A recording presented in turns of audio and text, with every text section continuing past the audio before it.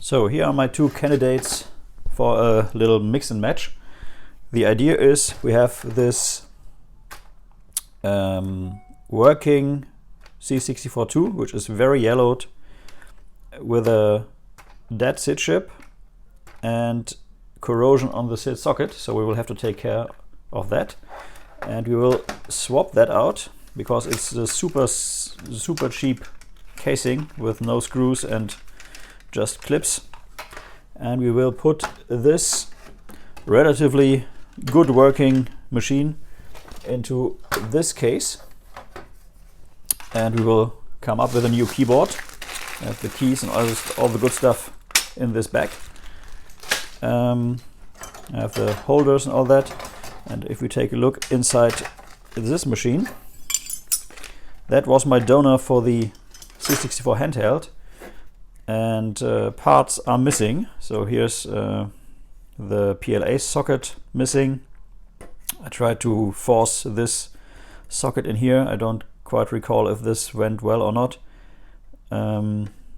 Yeah, so here's something missing. Not quite sure what was there. U2.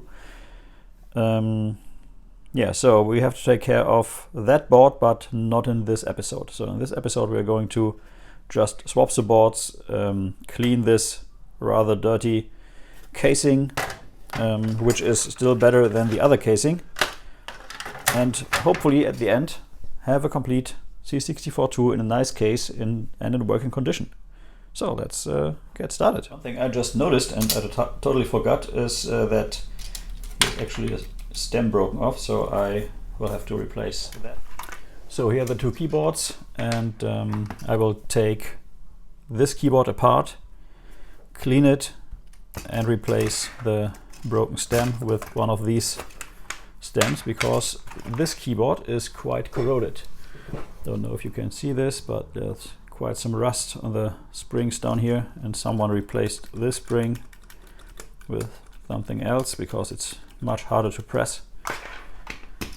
So we're going to open this up, and I'm very happy that I have this automatic screwdriver, which makes life much easier when working with this here.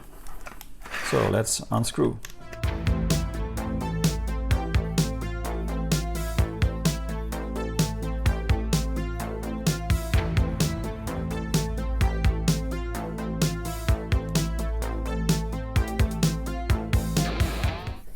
Okay, now we have to desolder the shift key here.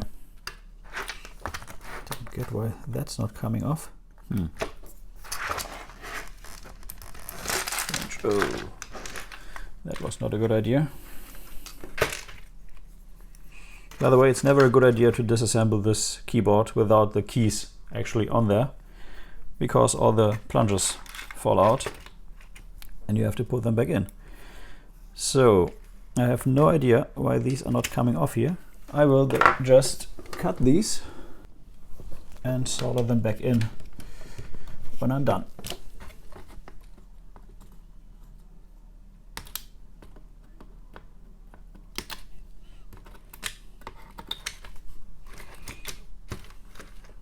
Now we can take that off, and now you can see my mistake. All the plungers, or some of the plungers, have fallen out. Okay, so I guess since we are here, we can simply drop them all and clean this correctly. Okay, the shift one is still stuck in there. I'll get that out.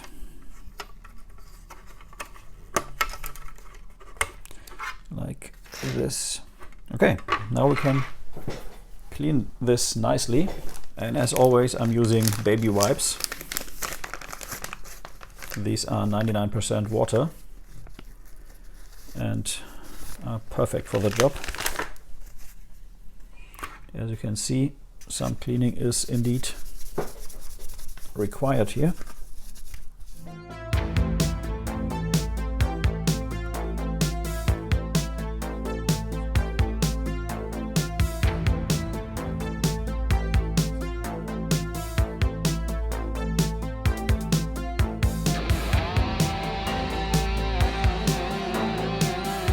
So I did dry this off, and this is the finished product.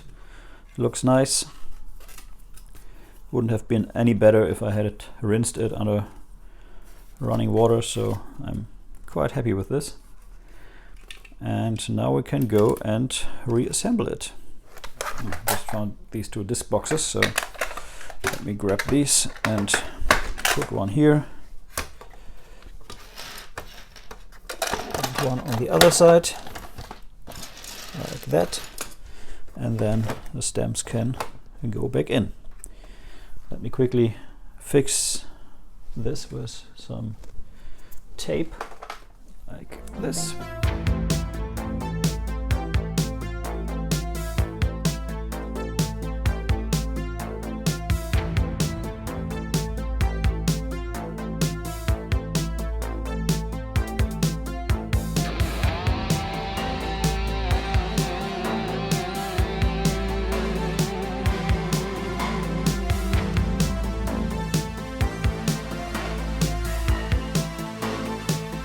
Our stamps are back in.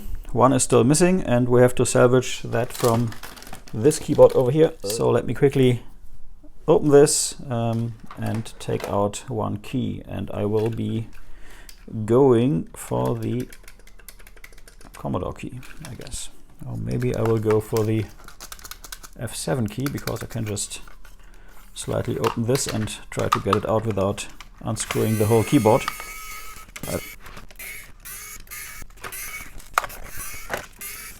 Could work.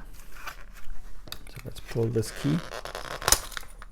And you see how, wow, super rusty that is.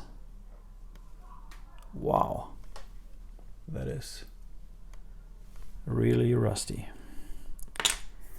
Let's try to push that plunger out of here. And there it is. Nice. So that is one crusty keyboard. And we will just leave it like this for now. Okay, let's put in the final stem in, and now let's put this all back together. And that does involve indeed to put all these little screws back in, which is again a pain.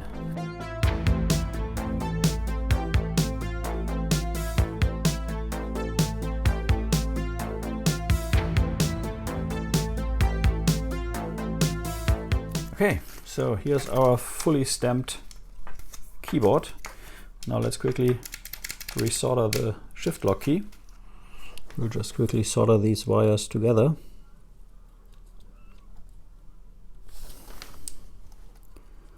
Like this.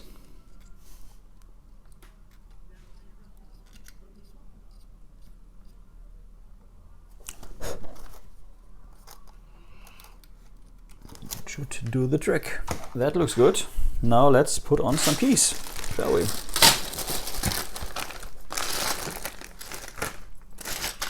So I have in here, I guess, a complete set of brown keys, but the F keys are a little damaged, and the brown keys have some quite strong yellowing. And I have these lighter keys, and you can see here are some really light keys and some yellowed, and these are already retro brighted, so these were really yellow, pretty much like the keys on this keyboard here. And you can see they look a little nicer now, especially if you look from this side. But they are not perfect, but they are the only ones I have, so we will use this keyboard as reference and then populate this keyboard right here.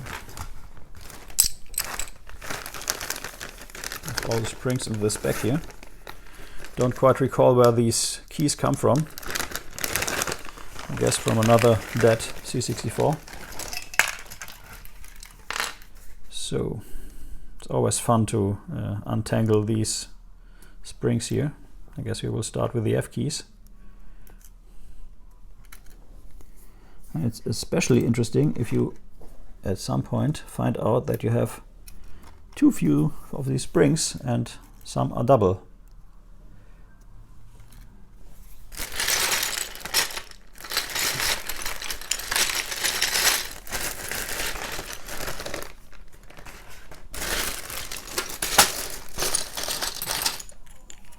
So I have the F1 key here, which is a good start.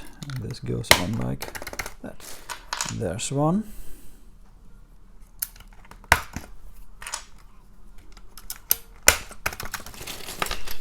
Here's the final F key. Okay.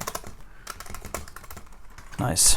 So I have quite some doubles of these here.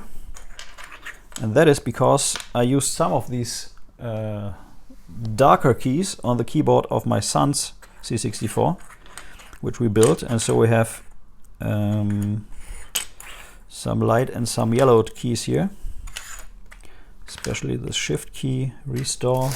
I guess these are the ones that we could use.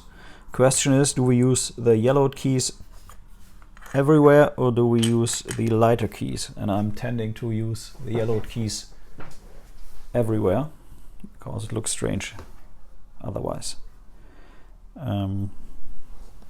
Yeah, I guess I'm going with the more yellowed keys to get a more even look. Put these to the side for now. So all the major bigger keys are in now. Let's go for the letters then.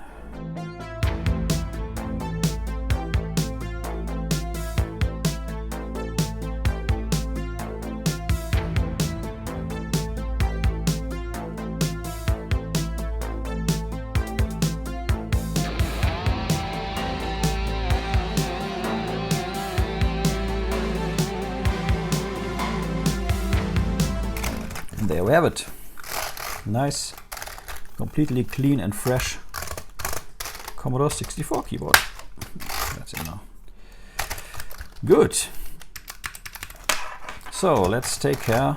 So that case is not in good condition, even if it might look at first glance. It's pretty dirty. Let me take this sticker off.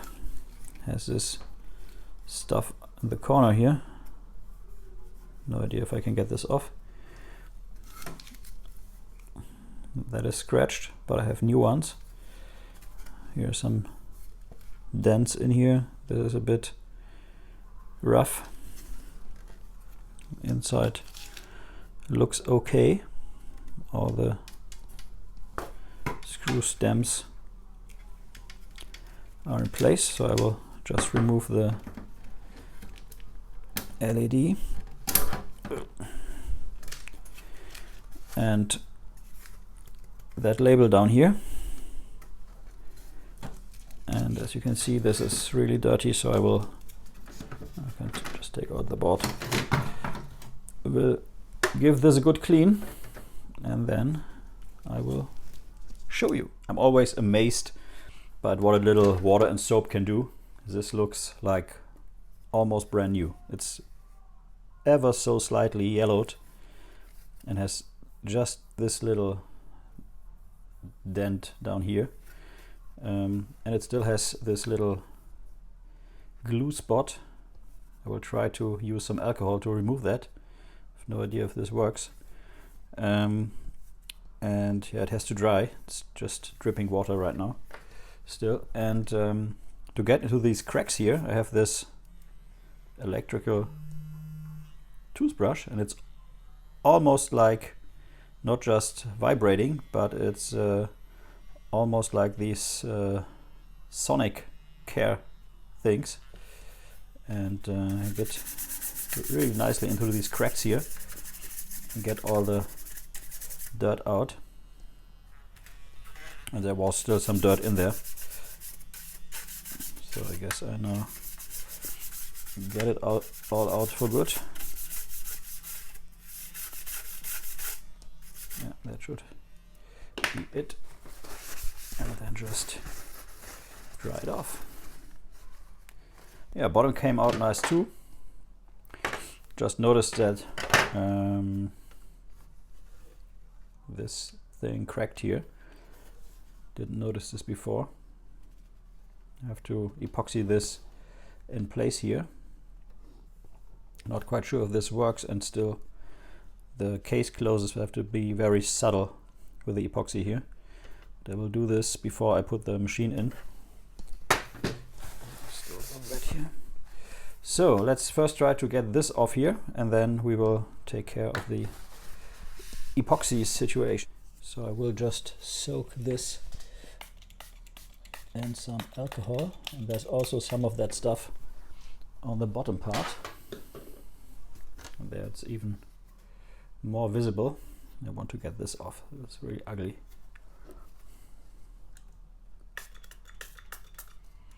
I hope that this will remove it, or at least loosen it enough to remove it then. By the way, I'm always using these magic eraser sponges. That's the rest of the one I used here in this project. And it really does wonders with these cases. Really nice and easy, and just gives this case that special glow of almost brand new. So let me try this here right now.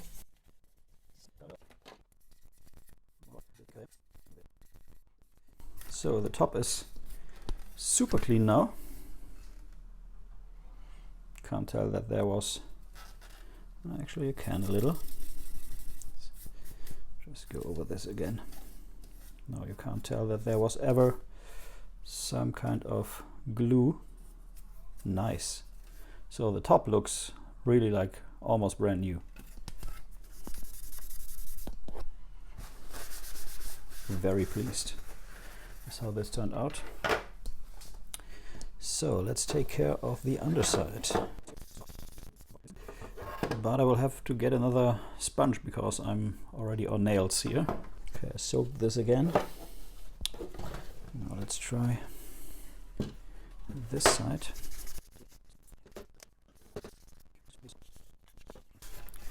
So some alcohol and the magic eraser did the trick.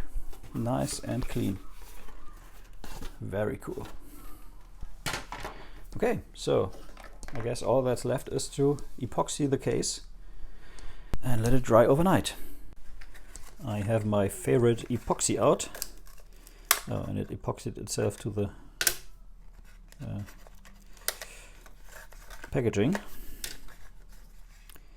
And this is the famous Uhu.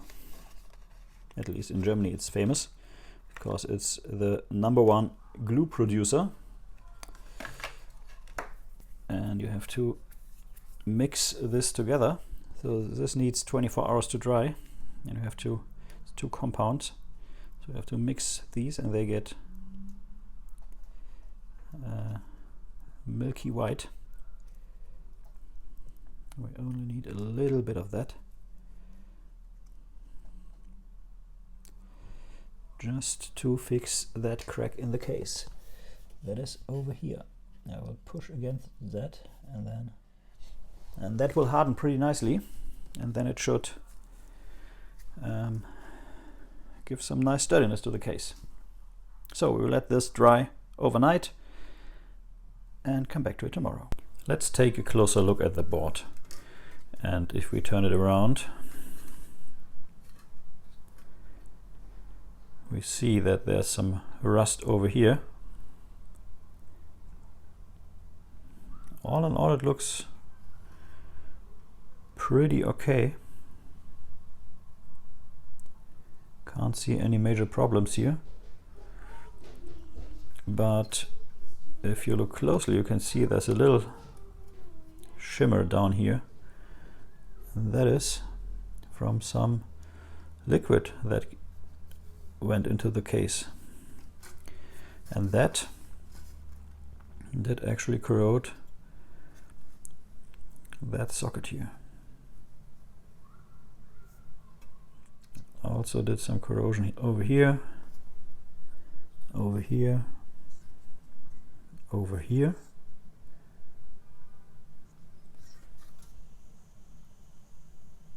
And on some of the legs that IC here, both sides.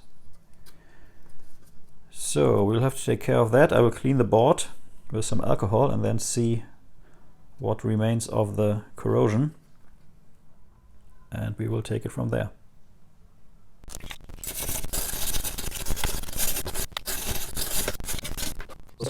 So the corrosion here is still present. I'm most worried about this diode up here, the socket which is really corroded inside. I might have to remove that, or I will remove that, and not quite sure about that IC. Yeah, well, for now I guess this board will have multiple failures in the future, but for now I will just swap out that socket here, put in a new timer chip, because we used that in the other C64 bread bin we saved last time, and leave it like that. And somewhere in the future I will get a replacement board and use the ICs on that board to complete the fresh board. Because I guess with all the water damage here and all the rust, this is probably beyond repair. I desoldered the socket, and that was not the most pleasant experience. And as you can see, many of the pads on top are completely gone. I hope there are no connections there. The underside, right here, it looks okay. All the pads are there. Had to cut the socket in pieces to get it out of there. And this is the result, and you can see, grab one of these legs here.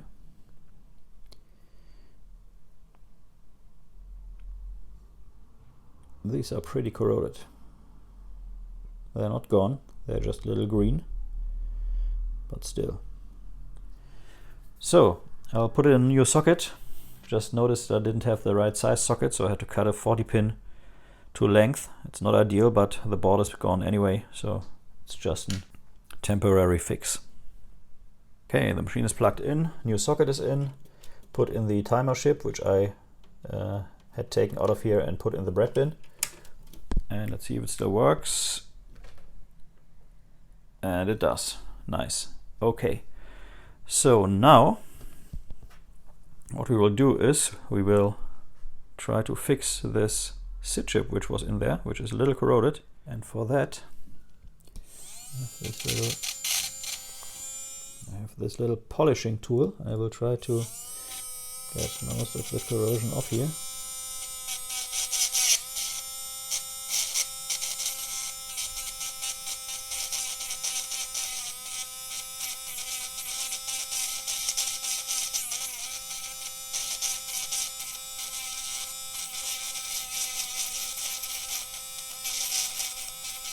You can see where the corrosion was. That's copper now. Okay, that's nice and clean from one side.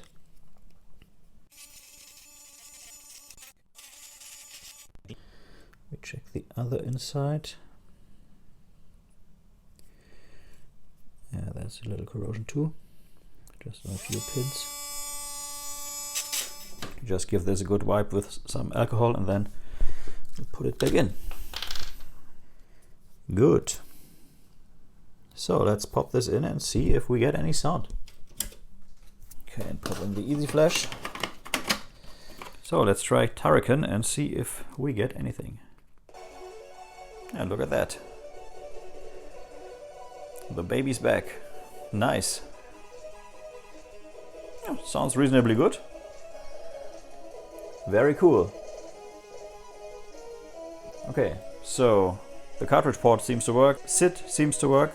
Let's try the SD to IEC on the floppy port and the tape port, if that works. So to check what's the problem, I just quickly grabbed a 1541-2, attached it to the machine, and let's see if it works with a real disk drive. If that is the case, then the tape port may just not get the 5 volts required, and we will measure that in a minute. But first, let's test the 1541.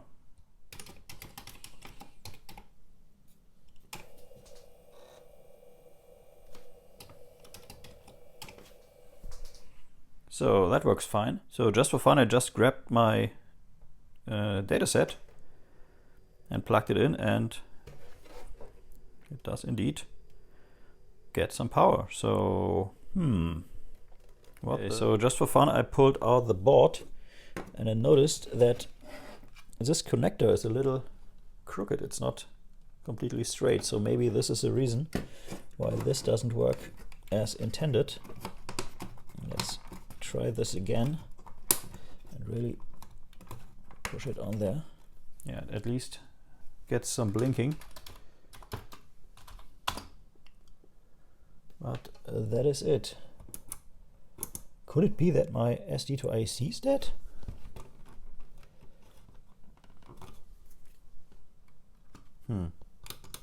Ah, okay, now it's getting power at least. But still get a device not present error. What happened here? Ah, okay. So that was just a matter of the SD card not being incorrectly, obviously. And now it seems to work.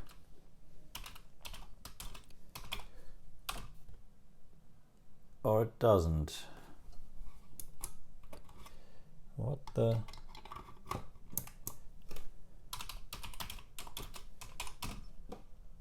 So it does that.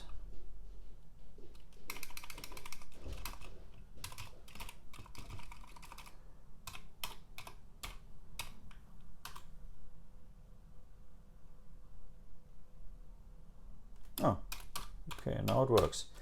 So there seems to be some kind of wiggling room on the SD card in here. Never noticed that, but well, now it works. So it seems we have a completely working C64 2. So let's put it back in the case. Let's put the board back into the case, and now we are just going to screw it all in.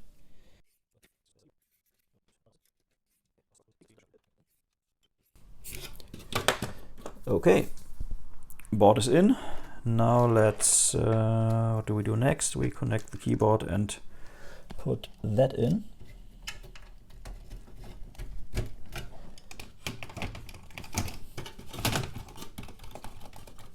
Fits perfectly. Let's bend this a little, and we have these special screws which are flat on top to screw in the keyboard. That is only held in by 2 screws. And the metal brackets.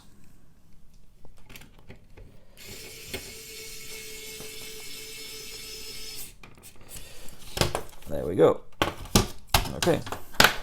So next we put on the top, and for that we have to connect the LED, which is, you can put this on any way around you want, because the ingenious Commodore engineering managed to get the ground wire in the middle, and so both pins on the board are connected to 5 volts. That came out really nicely, but there's one thing missing, and that is the label. And I have a whole bunch of labels here, and not sure yet which one to choose. So this would be the original label. This is more like the bread bin label. This is a 1 million edition label, and I guess I will go the traditional silver label, but with the rainbow logo.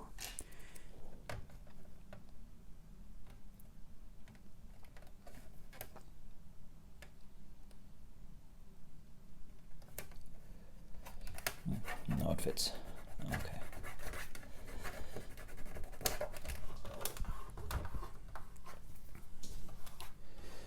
Don't quite get why there are these bubbles.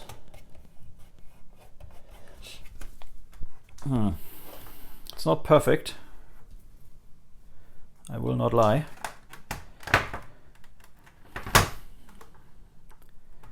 But there's some unevenness in the plastic, and that leads to this.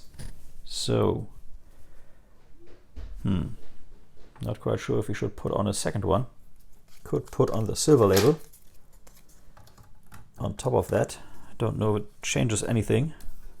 Let me know in the comments, what would you do? Would you put on a second label, or would you leave it like that? I'm not quite sure, because here's this dent and I don't like that at all. And maybe putting on a second label would straighten that out a little. Let me just try to rub that, but that doesn't change anything.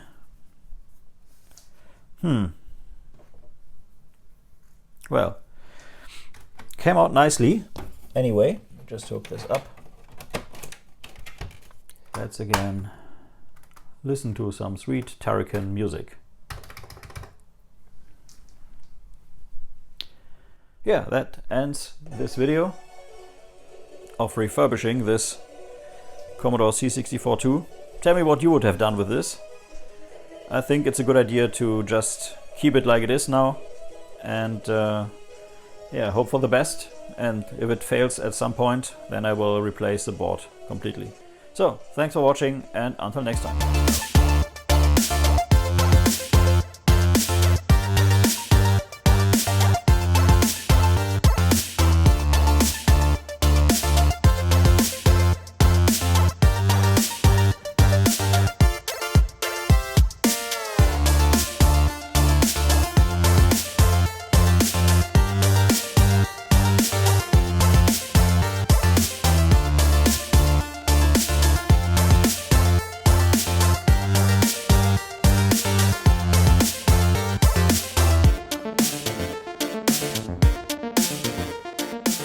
Retro is the new black.